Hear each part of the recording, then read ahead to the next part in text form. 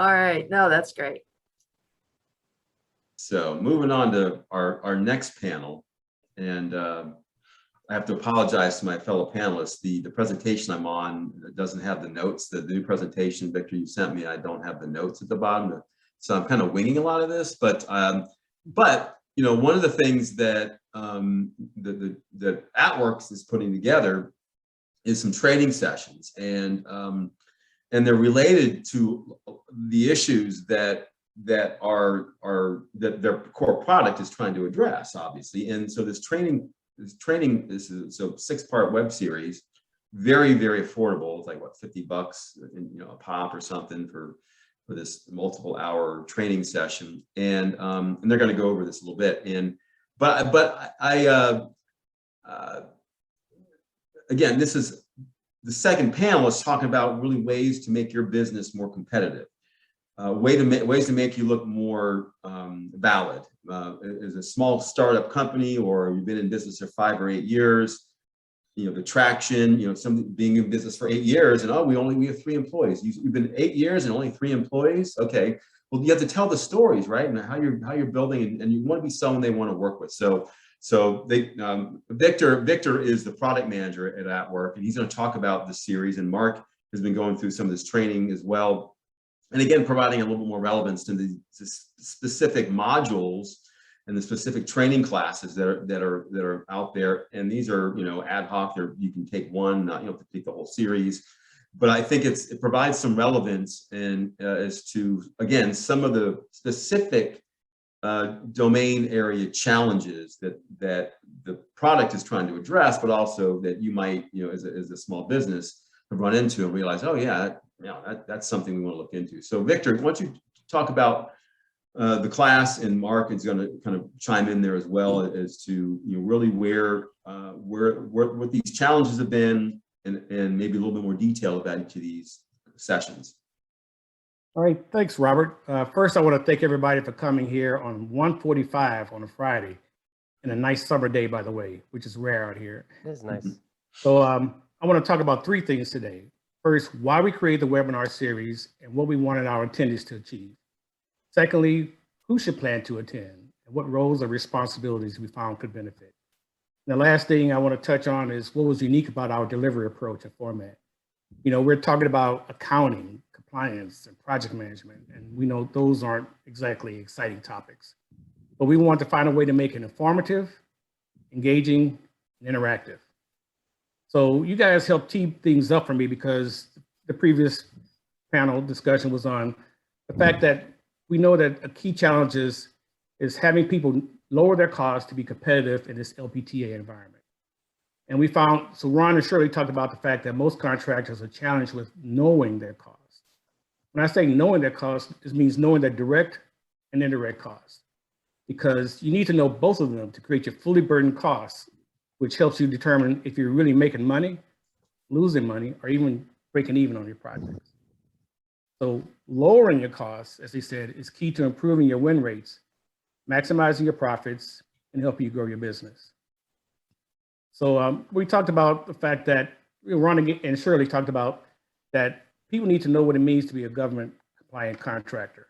And so what helped Mark when he talked about his experiences was he actually took this course.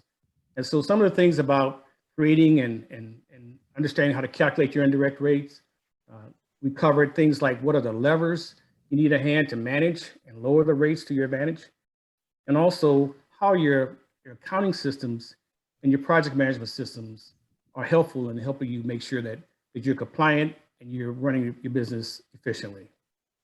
So those were the common themes we had throughout each of the 6 sessions.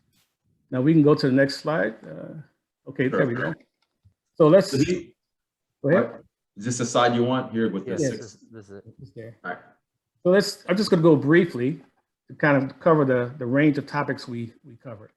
In the first webinar, we talked about the different types of solicitations, and we covered some of the things that were included in each of the sections, and how you tear it apart, how you dissect it and determine, is this an opportunity that's right for you, and should you in fact look at bidding?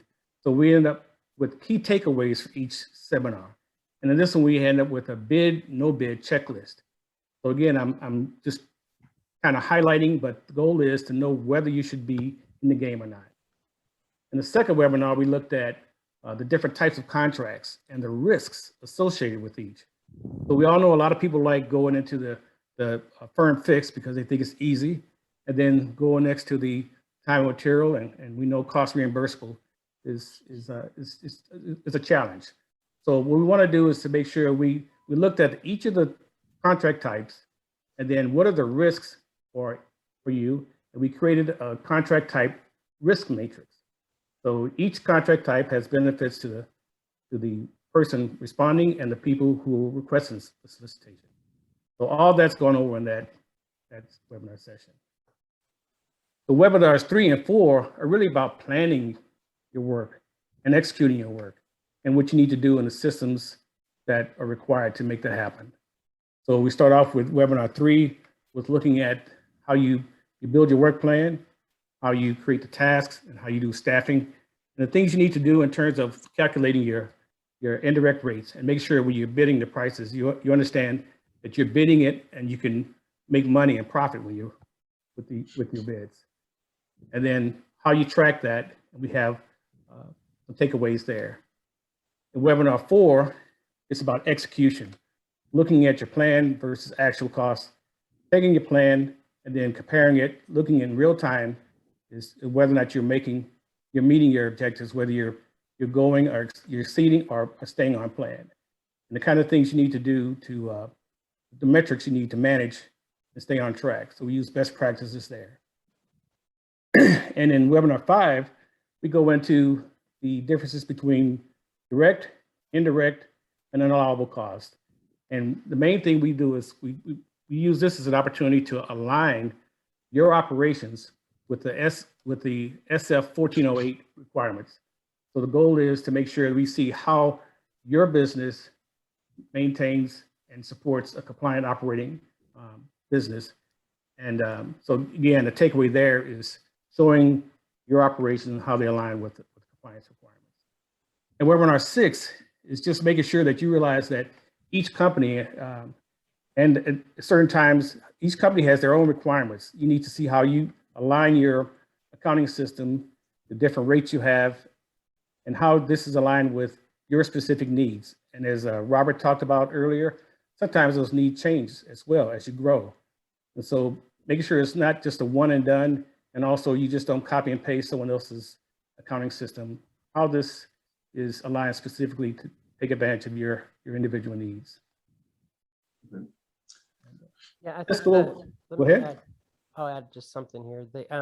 I think that Bubo is a learning and design company, and I want to compliment AtWorks on the type of analysis that went into the curriculum design here. So nice job, guys.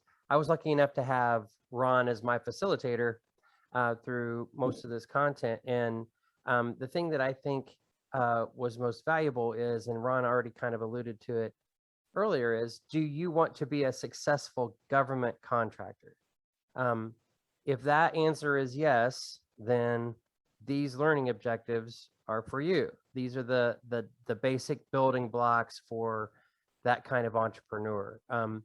I wasn't, when I started Bubo, that wasn't necessarily my first goal to have. It is now, and I think we're going to be successful there. We've started to be, but these lessons weren't things that I understood fully. And having gone through it now, it's directly applicable to that consolidation effort to what we've tried to do with our operations and getting one system in place. But it's also very, very applicable in just how you approach your day-to-day decision-making. The first one right off the bat, the webinar of bid or no bid. I mean, that's one of the most basic calls, whereas instead of the scatter shooting, go for anything that moves kind of approach that I employed earlier, it's such a time saver. So there's lots of nuggets in this that I think go a little bit deeper than most training that you get. I've been through a lot of the 7J training. If you other HUBZone owners, that's available to us. There's a great group out of Alabama, the Catalyst Center, if you guys have worked with them. Excellent content. I think this is on par with the best I've seen. So Because I am a lifelong learner and we all have more to learn. This eliminates a lot of blind spots as you work through, and it is hard work. It's not easy to go from not knowing the answers to this stuff to having a very good answer. Takes effort. And so I don't want to imply that any of this is easy. It's not, but it's that hard work that's incredibly necessary. And this gives you more of a roadmap. Thanks, Mark. And that leads to another point I want to make, which is who should attend. And what we find is that it includes business owners like you. It includes people who are in operations. We had some BD and salespeople involved. And of course, people in finance and accounting. So most people think of these topics as only something that someone who's dealing with the finance side. But what you saw was that it was helpful in helping you prepare for your implementation. And also it helped you afterwards to know how to run your operations.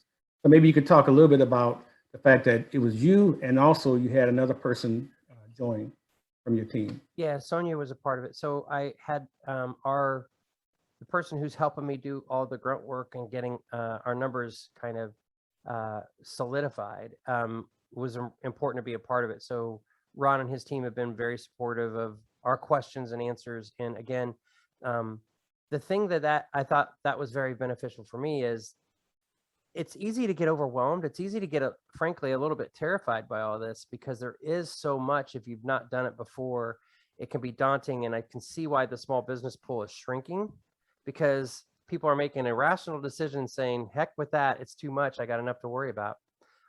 I was tempted to make that decision because it is a lot. So I brought Sonia in. She was part of the training. She's helped a lot, but just overall, just having that knowledge has been incredibly powerful and calming down and feeling like I got this. I can gravitate back to some of the material here and feel like, okay, yeah, this is not, it's an elephant, but I can still take it one bite at a time. I'm gonna finish this meal. So hopefully that answers your question, Victor. I'm not sure. Yeah, let's talk about those bites. You know, what we did, we decided to take 90-minute bites.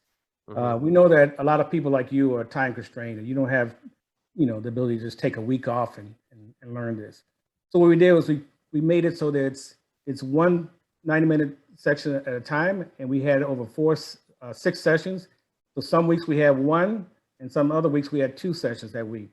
And we thought what it did was it gave you a chance to still come in and learn at a good pace, but still get it done at a good pace too. It's not taking you forever to learn it. And so another thing, so what did you think about the length of the classes? It was good. There's interactivity, high level of engagement. It was COVID training, so it was all Zoom, as we mentioned, how much we love Zoom, but it was well constructed. So it had a flow to it. The learning objectives were met, and the facilitator, Ron, used some tools to keep it engaging. So there was some gamified elements that you could score questions to and try to beat. I never could beat Victor when he was on the calls. He always won because he knows this stuff very well.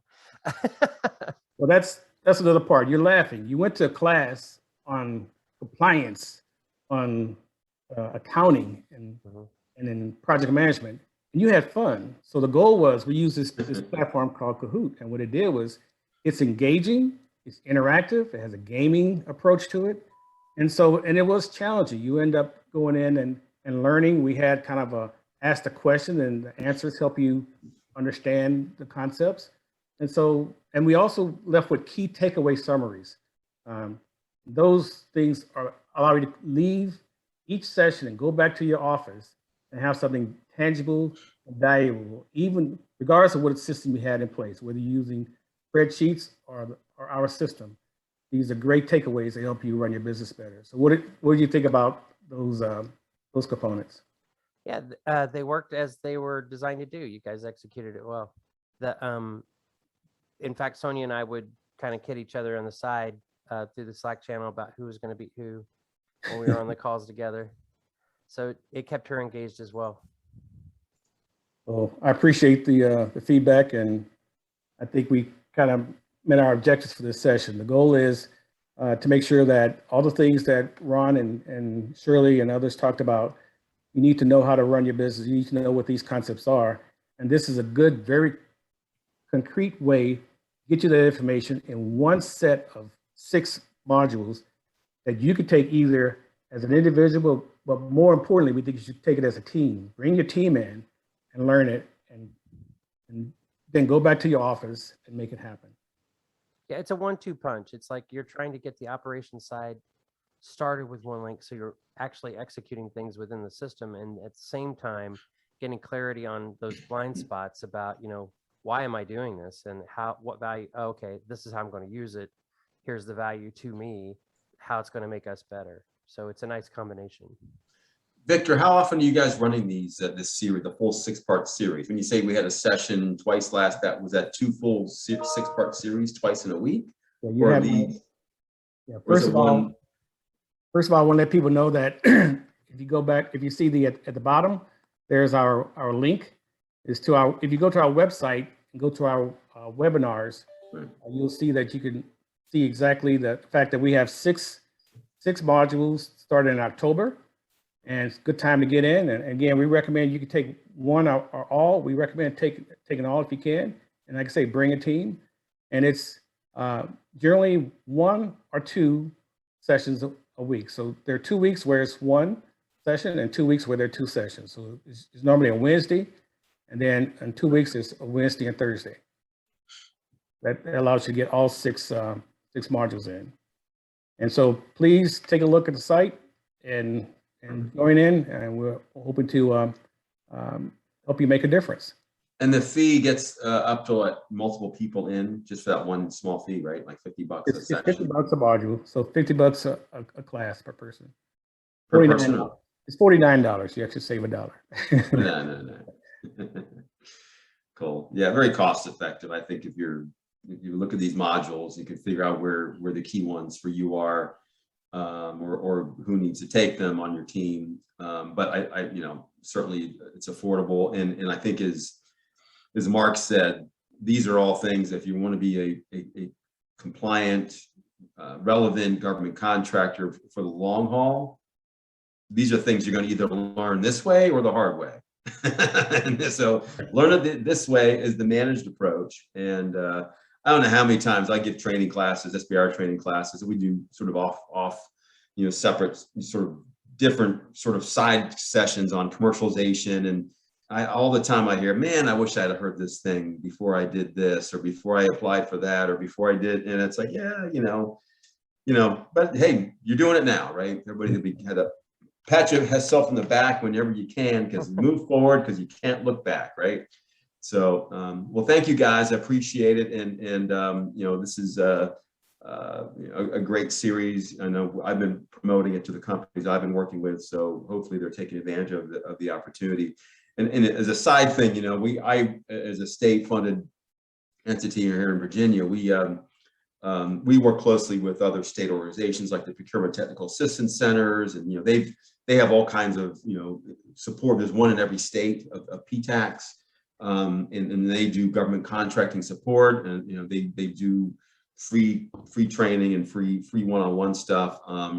These tools here are very put together by I think it's a neat package that you have here. You got to pay for this, but I think what you're getting out of this is a really interesting series that really all fits together and covers a lot of the things you need to cover. You may not be able to do all this in 2 weeks and all of a sudden enact it the next week, but this is a long-term approach where you can start putting the pieces together. So anyhow, look at your PTACs for other support, but I have to kind of wave their flag when I can. But this is a great tool. So with that, thank you guys, and we're gonna, I guess, move to our